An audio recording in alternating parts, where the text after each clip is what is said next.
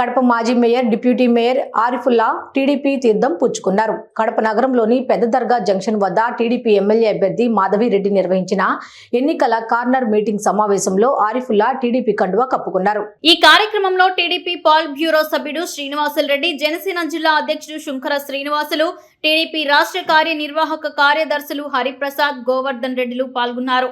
ఈ సందర్భంగా వారు మాట్లాడుతూ వచ్చే ఎన్నికల్లో టీడీపీ పార్టీ తరఫున మహిళ నిలబడిందని, ప్రజలందరూ ఓట్లు వేసి గెలిపించాలని అభ్యర్థించారు. ఎన్డీఏ కూటమి అధికారంలోకి వస్తే రేషన్ కార్డు ఉన్న ప్రతి మహిళకు చంద్రబాబు నాయుడు 3 సిలిండర్లు ఉచితంగా ఇవ్వడం జరుగుతుందన్నారు. కడపలో అంజద్ బాషా, అహ్మద్ బాషా అమానుషంగా పరిపాలన చేసి కడపను నాశనం చేశారని ఆగ్రహం వ్యక్తం చేశారు. ఎన్నికల్లో అయిపోయిన తర్వాత జగన్మోహన్ రెడ్డి లండన్ కు పారిపోవడానికి సిద్ధంగా ఉన్నారని, కడపలో అంజద్ బాషా, అహ్మద్ బాషా కువైట్, దుబాయ్ కు పారిపోవడానికి సిద్ధంగా ఉన్నారన్నారు.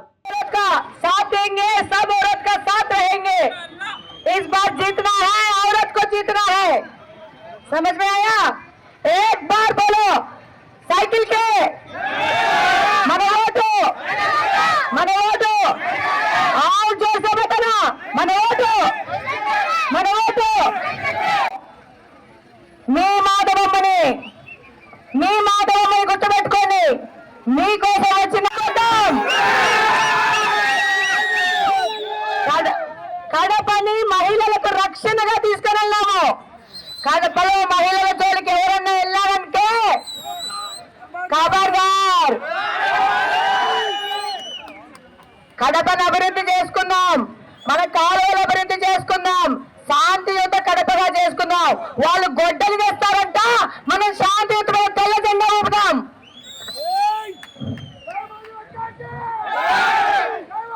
చెప్తున్నారు ఇట్లాంటి కడప కావాలా? ఇట్లాంటి తరిమి కొట్టాలా లేదా? ఆల్రెడీ వాళ్ళ నాయకుడు సూట్ కేసు సర్దుకొని లండన్ కి, అమెరికా పోదాం అనుకుంటున్నాడు.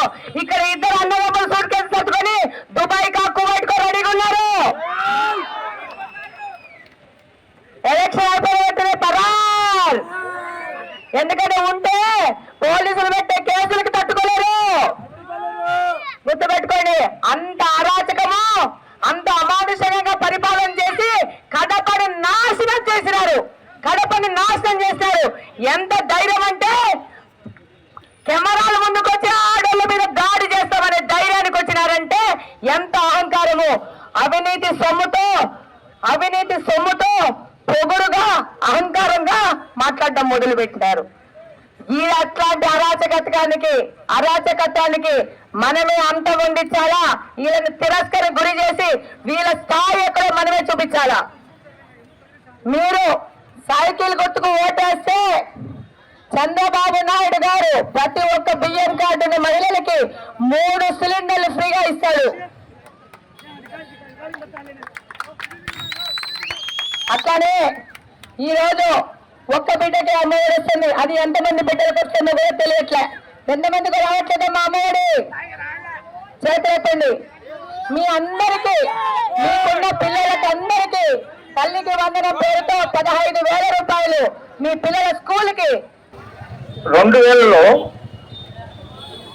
16 రౌండ్ జన్మభూమిలో మన నగాజ్ బరేల్ గ్రౌండ్ గురించి దానికి ఒక 30 లక్షలతో ఒక పని కూడా స్టార్ట్ చేశాను నేను.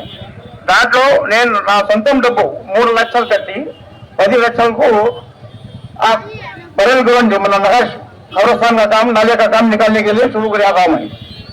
उससे मैं वो काम 30 लाख का काम पूरा था। जब उस वक्त 10 लाख का काम वही पूरा मुकम्मल किया। उसके बाद फ्लड आ गया। फ्लड आने के बाद और भी 50-5 लाख का काम पेंडिंग था। चंद्रबाबू नायडू साहब जब करपे को आए, आने के बाद मैं शिवानंद रेड्डी साहब जाकर चंद्रबाबू नायडू साहब से ये 50 साल का मसला है कब्रिस्तान का, इसको फंड चाहिए करके 40-5 लाख रुपए फंड से मैं FDR फंड्स में लाकर इसका डिवाइड करने के लिए पूरा काम किया।